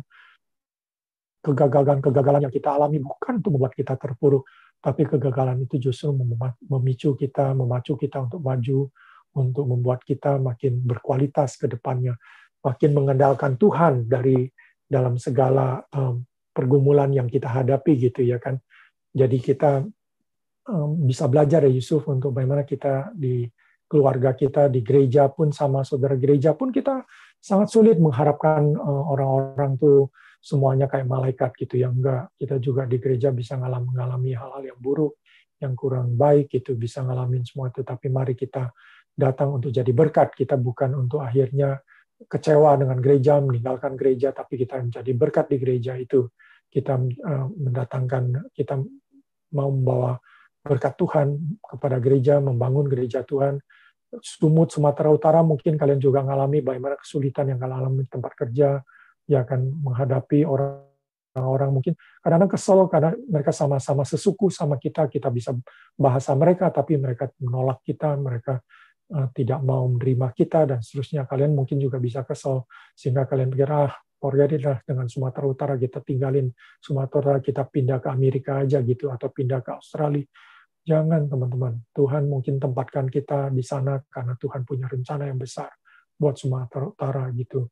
Saya kebayang bahwa kalau hotel-hotel atau kalau tempat-tempat pariwisata itu dilayani sama anak-anak persekutuan, alumni-alumni persekutuan, pasti beda, karena alumni persekutuan biasanya ramah, alumni persekutuan itu lebih rendah hati, punya jiwa melayani gitu ya kan. Banyak teman-teman bilang bahwa susahlah Sumut tuh maju karena orang Sumut tuh semua jadi raja-raja semua, nggak punya jiwa melayani, dia bilang begitu. Tapi saya temukan kalau saya ikut camp-camp Sumut, saya temukan kalian punya jiwa melayani. Kalian yang sudah lahir baru, jadi anak Tuhan punya jiwa untuk melayani sesama. Karena kita ingat firman Tuhan, barang siapa mau jadi terbesar, kita semua ingin jadi terbesar. Kita nggak munafik, kita nggak pengen jadi terkecil, kita tentu pengen jadi terbesar. Kita pengen tapi cara untuk jadi terbesar, kata Tuhan Yesus, bukan dengan meninggikan diri, bukan untuk menjadi raja, kita pengen jadi raja untuk menjadi terbesar. Kata Tuhan Yesus, kalau siapa yang mau jadi terbesar, dia harus jadi pelayan gitu. Ya kan, jadi itu yang jadi saya kagum dalam hal ini terhadap Presiden Jokowi, bukan menganggap dia itu segala-galanya, tidak, tapi satu yang kita harus lihat dari Presiden Jokowi, dia tuh servant leadership ya, dia kepemimpinannya melayani, itu satu hal yang kita teladan. Kadang kenapa ya Tuhan kasih Jokowi pada kita untuk mempermalukan kita, mungkin untuk mempermalukan kita, iya, tapi saya rasa Tuhan nggak cuma sekedar mempermalukan kita, tapi untuk memperlihatkan pada kita bisa kok jadi servant leadership ya kan. Kamu bisa melayani jadi presiden tapi tetap punya jiwa melayani gitu ya kan, dan makan lebih terhormat ya kan. Presiden Jokowi saya rasa adalah presiden yang sangat dihormati di negara inilah, bangsa kita ya. Di negara kita dia nggak dihormati, tapi di negara-negara lain mereka sangat hormati dia gitu ya. Sangat luar biasa melihat Presiden Jokowi, seorang presiden yang jarang, di Amerika pun jarang ya kan. Lihat Trump itu orang nek banget gitu, orang Amerika pun nek lihat Trump itu. Tapi lihat Jokowi sangat berbeda gitu ya dibandingkan Trump misalnya. Joe Biden pun dibandingkan Jokowi masih beda gitu. Jadi kita lihat bahwa kita pun ya bisa menjadi pemimpin yang punya jiwa melayani begitu ya kan. Jadi Sumut membutuhkan, Indonesia membutuhkan alumni-alumni seperti Yusuf yang punya jiwa melayani, yang murah hati, yang tidak melihat dia menjadi seorang alumni yang bukan cuma untuk orang Kristen, bukan. Ya kan, Tuhan tempatkan dia di Mesir, bayangin, di bangsa yang kafir gitu, yang nantinya kita bisa lihat bagaimana Mesir itu juga memperbudak orang Israel dan seterusnya. Ya, tapi Yusuf pernah jadi penguasa di situ, dan waktu Yusuf jadi penguasa di situ, Yusuf berbuat baik kepada orang Mesir. Ya, akan bikin lumbung-lumbung untuk memelihara bangsa itu dan seterusnya. Jadi Allah bisa mengizinkan berbagai masalah, bahkan kejahatan untuk memelihara hidup kita, keluarga kita, dan bangsa kita. Untuk sesuatu yang Tuhan rencanakan ke depan. Kita nggak tahu sekarang. Nanti kalau udah umur 50, 60, kita look back, baru kita bisa tahu kenapa dulu aku alami itu. Waktu kita udah ke depan nanti seperti Yusuf, waktu Yusuf sudah jadi penguasa di Mesir, dia look back, dia bisa lihat dia jadi budak dan jadi narapidana, itu adalah golden years, ya, waktu-waktu emas di mana dia mengalami pembentukan Tuhan, penyiapan Tuhan untuk jadi penguasa di Mesir. Demikian juga Anda saat ini, saya nggak tahu masalah yang Anda hadapi di dalam pekerjaan Anda, dalam keluarga gitu. Ya kan, mungkin sangat sulit, tapi mungkin masa-masa ini, apalagi sekarang ini kita kerja dengan masa COVID, berkeluarga dengan masa COVID, bahkan sekarang kita lihat berapa teman kita yang nikah pada masa COVID, ya tentu sangat beda gitu ya. Tidak meriah, tapi untungnya juga cost-nya jadi lebih rendah, jadi tidak menyekik. Anda mungkin tidak perlu punya hutang lah ya kalau sekarang nikah untuk sinamot ataupun untuk mahar dan seterusnya. Ya kan, karena tidak perlu biaya yang besar mungkin pada masa ini. Ya selalu setiap masa ada untung, ada rugi, tapi ada untungnya, ada yang kurang tapi ada yang baiknya gitu. Jadi ini mungkin golden years. Inilah masa-masa emas di mana Tuhan bentuk. Kalau Anda baru nikah, masa-masa di mana kalian work from home, memang work from home kata orang bisa negatif, bisa membuat suami istri berantem. Tapi menurut saya bisa juga akhir kita membuat suami istri punya banyak waktu, bondingnya makin kuat, ya kan, bahkan bisa punya intimacy yang sangat kuat selama work from home ini misalnya gitu ya, punya waktu banyak. Anda tidak banyak traveling keluar dan seterusnya, ya kan, dan sehingga akhirnya punya banyak kesempatan untuk membangun, dan juga dengan anak-anak Anda punya banyak waktu dengan anak-anak sehingga akhirnya hubungan dengan anak-anak, pembinaan rohani pada doa pada anak-anak, PA dengan anak-anak pun bisa terjadi ya. Jadi syukurlah semua itu.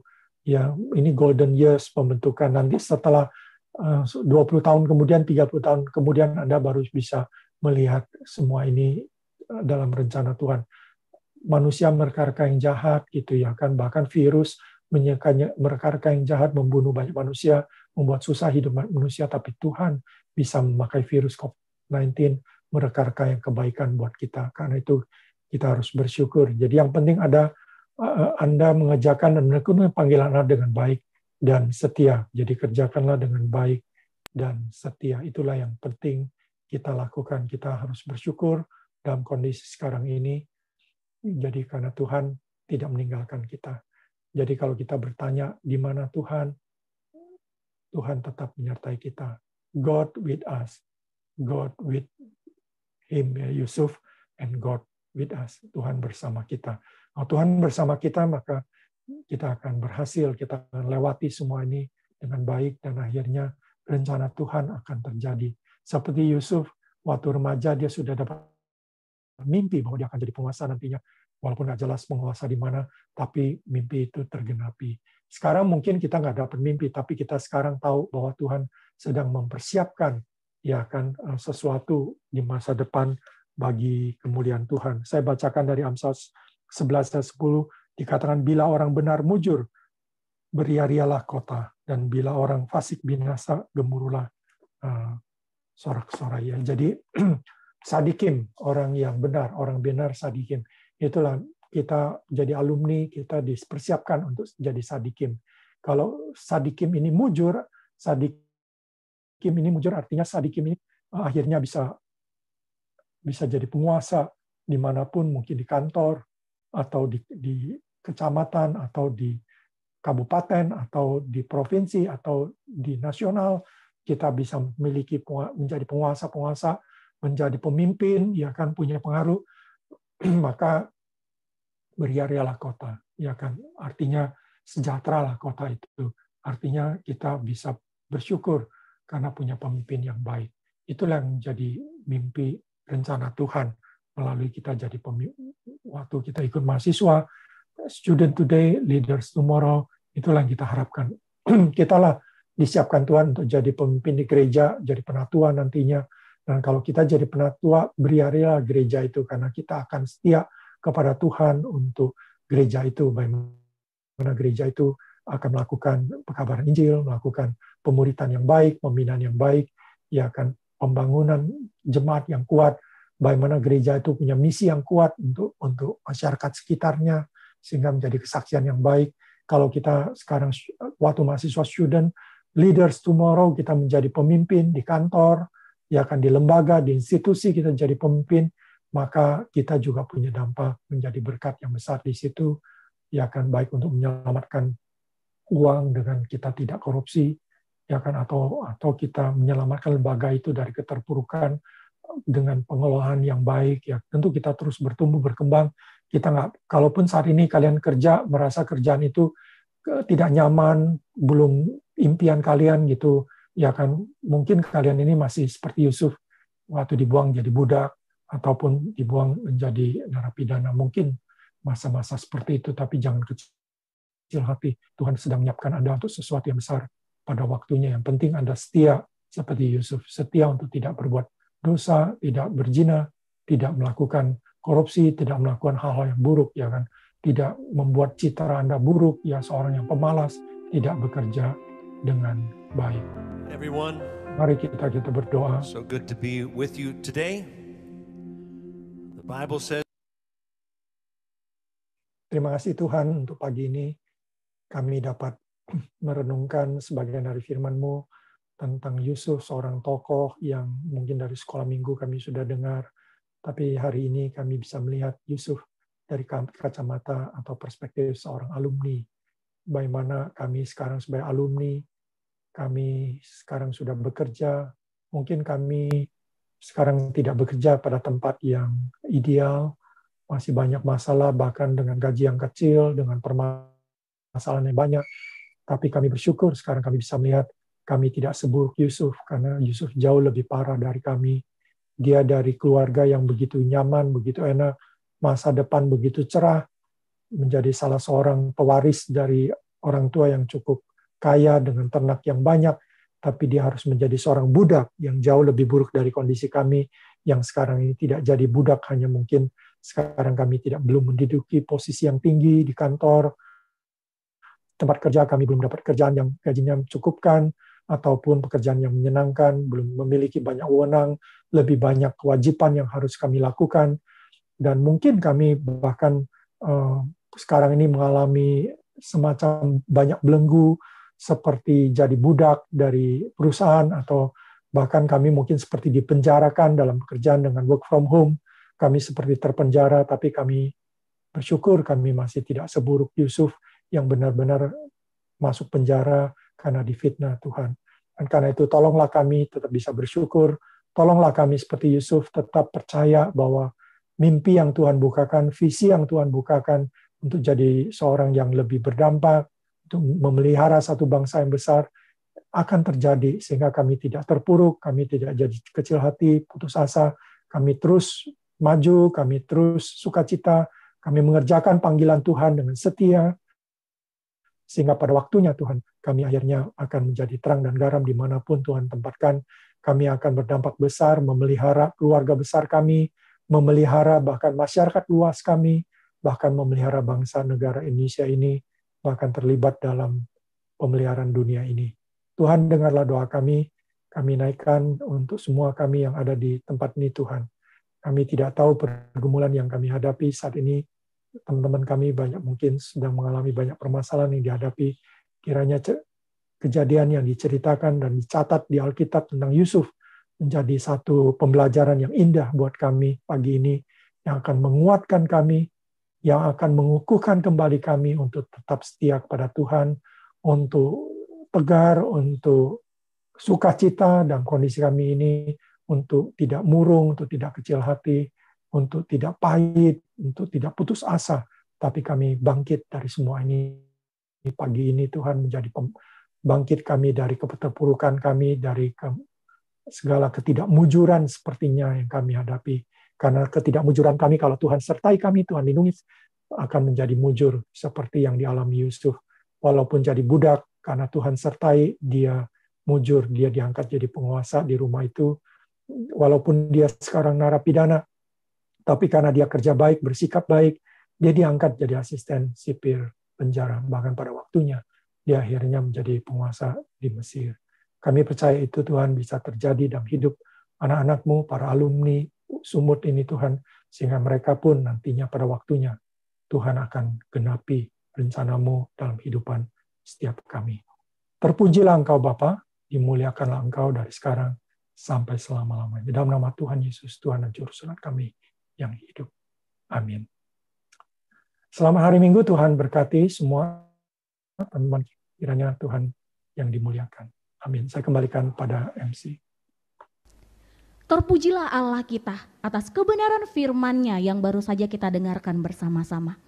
Dan saat ini kita akan mengumpulkan persembahan, dan persembahan ini akan digunakan untuk pelayanan misi Karsu. Yang akan kita kumpulkan ke rekening Mandiri dan OVO yang tertera di layar saudara-saudari sekalian. Dan rekening ini masih akan tetap dibuka sekalipun Karsu telah selesai. Mari saat ini kita persembahkan yang terbaik kepada Allah kita. Adapun ayat persembahan kita diambil dari Mazmur 54 ayat 6. Dengan rela hati aku akan mempersembahkan korban kepadamu. Bersyukur sebab nama-Mu baik ya Tuhan. Mari persembahkan yang terbaik kepada Allah kita. Kita bernyanyi, ku heran Allah mau memberi.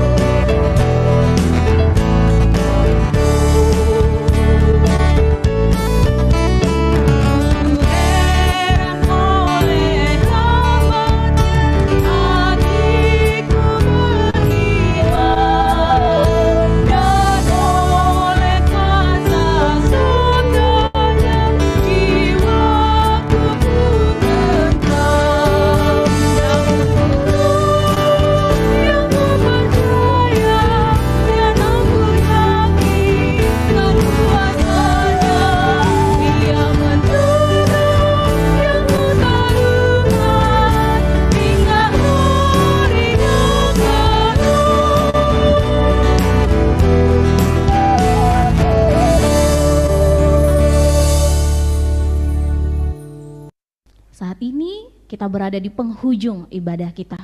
Biarlah kiranya segala pujian, penyembahan yang kita nyatakan berkenan bagi Allah. Firman Tuhan di dalam 2 Timotius 2 ayat 13. Jika kita tidak setia, Dia tetap setia, karena Dia tidak dapat menyangkal dirinya. Maka mari meneladani Dia, Allah yang setia. Kiranya di dalam perjalanan kehidupan kita, Dia mendapati bahwa kita setia. Oh, may all who come behind us find us faithful. Mari saudara, saya undang untuk berdiri. Mari nyatakan komitmen kita di hadapan Allah. Dan di akhir lagu kami mengundang Bapak Tadius untuk menutup ibadah kita di dalam doa dan mendoakan persembahan kita.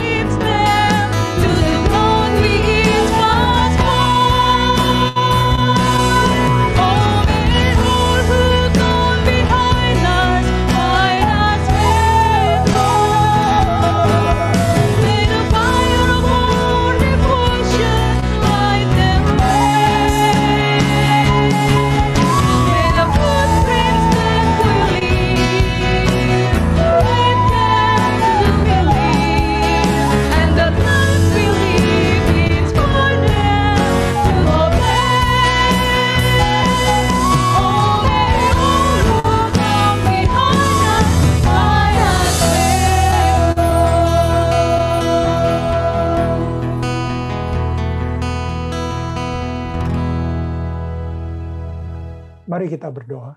Bapa, sungguh bersyukur pada pagi ini kami boleh beribadah bersama kepada Engkau Tuhan, dan terutama bisa menaikkan puji-pujian juga, dan terutama bisa mendengar sebagian dari firman-Mu, khususnya dari seorang tokoh yang Tuhan berikan kepada kami untuk kami pelajari, yaitu Yusuf.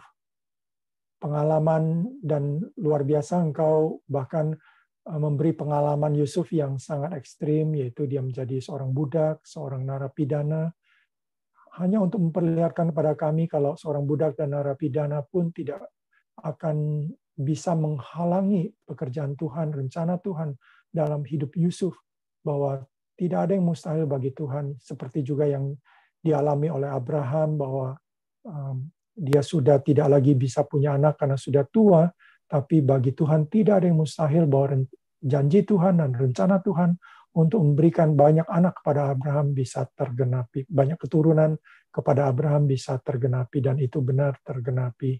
Kami percaya Tuhan bahwa saat ini dengan mempelajari cerita seperti itu akan menolong kami, bahwa kami saat ini tentu tidak mengalami se-ekstrim yang dialami Yusuf ataupun dialami Abraham. Kami menghadapi memang dalam pekerjaan, dalam kehidupan keluarga, ataupun dalam kehidupan kami pribadi, kami mengalami cukup banyak masalah, kesulitan, dan mungkin juga mengalami hal-hal yang mungkin sangat membuat kami susah hati dan berat. Tapi kami bersyukur Tuhan, karena manusia dapat mereka-rekakan yang jahat, bahkan mungkin bangsa negara yang kami hidupi bisa membuat sesuatu yang sangat buruk mungkin buat kami. Kadang-kadang kami alami diskriminasi, karena agama kami, karena suku kami, karena etnis kami mengalami diskriminasi, mengalami berbagai kesulitan yang kami hadapi. Tapi seperti cerita Yusuf, Tuhan, bagaimana Allah yang memelihara, Allah yang setia, Allah juga yang bisa membuat Yusuf tidak terbendung, bisa akhirnya mencapai apa yang Tuhan rencanakan dalam hidupnya. Dan kami percaya Engkau mempunyai rencana yang indah bagi setiap kami, Tuhan. Karena itu Engkau telah menangkan kami di kampus, dikala waktu mahasiswa lain tidak peduli dengan firman-Mu, tidak peduli dengan panggilan. Kami peduli, kami datang ke persuan kampus, ikut KMK, ikut PMK yang ada, Tuhan, di kampus kami, Tuhan. Dan di kampus kami bahkan disediakan kelompok kecil, kami bisa belajar firman Tuhan, menjadi murid Tuhan di kampus. Bahkan di waktu mahasiswa kami sudah disediakan beberapa kali ikut camp, kami bisa ikut camp-camp regional, bahkan camp nasional, Tuhan, retreat yang Tuhan berikan, walaupun harus mengeluarkan biaya yang cukup besar, tapi kami boleh menikmati firman Tuhan, menikmati pekerjaan Tuhan melalui camp-camp itu. Semua itu kami percaya bukan tanpa rencana, karena Tuhan sedang menyiapkan sesuatu yang besar yang Tuhan ingin lakukan dalam hidup kami. Karena itu Tuhan tolonglah supaya kami saat ini, kalau saat ini kami mengalami hal-hal yang sepertinya sudah tidak ada harapan, sepertinya tidak inline dengan rencana menjadi student today dan leaders tomorrow, sepertinya tidak terjadi, karena kami harus sekarang hidupi hidup yang begitu susah, begitu berat, Tuhan. Kami belum jadi pemimpin, mungkin kami bahkan harus kerja seperti budak ataupun seperti terbelenggu dan terpenjara dan banyak hal. Tapi biarlah Tuhan cerita Yusuf ini kembali membukakan bahwa tidak ada yang mustahil bagi Engkau. Rencanamu pasti akan terpenuhi. Karena itu tolonglah kami supaya tidak terpuruk, supaya kami kembali bangkit dan kembali bersemangat Tuhan untuk setia dan melakukan apapun yang Tuhan kerjakan dengan sepenuh hati, bahkan menjadi penguasa dimanapun, menjadi pemimpin dimanapun saat ini. Tuhan, percayakan kami, bukan pemimpin yang memerintah-merintah, tapi menjadi pemimpin seperti Yusuf, menjadi kepala rumah tangga yang melayani dengan baik, yang mengelola dengan baik. Demikian juga kalau kami sana di gereja, tolonglah kami juga bisa menjadi pelayan Tuhan yang baik di gereja, dan juga di PAK saat ini kiranya Tuhan yang terus sertai. Berkati alumni Sumut Tuhan, baik yang ada di Sumatera Utara ataupun di luar Sumatera Utara, bahkan mungkin sebagian ada di luar negeri, kiranya Tuhan terus sertai dan pimpin. Biarlah rencana Tuhan yang besar tetap terpenuhi, digenapi Tuhan pada waktunya. Karena itu tolonglah kami setia pada panggilan Tuhan, baik saat ini maupun juga di masa yang akan datang. Di masa susah kami tetap setia pada Tuhan. maupun waktu senang kami tidak melupakan Tuhan. Kami percaya bahwa Tuhan adalah yang memberikan semuanya kepada kami. Segala hormat Tuhan kami naikkan hanya kepada. Kita akan akhiri ibadah pada pagi ini. Terimalah berkat Tuhan. Kiranya kasih dari Allah Bapa, anugerah dari Tuhan Yesus yang luar biasa, yang sangat indah, dan juga persekutuan Roh Kudus, penyertaan Roh Kudus yang menyertai, yang tinggal dalam diri kita, hati kita, sehingga kita nggak usah takut dengan roh-roh lain, karena roh yang ada dalam kita, roh yang lebih besar dari roh-roh dunia. Karena itu kami boleh beraktivitas, melakukan kegiatan kami dengan sejahtera dari sekarang sampai selama-lamanya. Amin. Tuhan berkati. Bapa, terima kasih.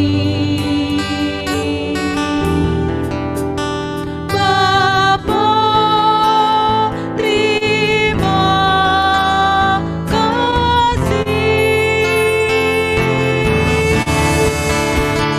Bapa di dalam surga, Ku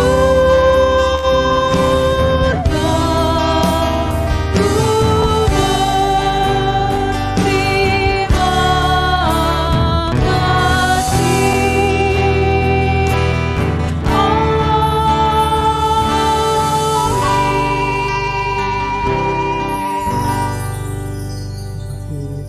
Tuhan berkati semua.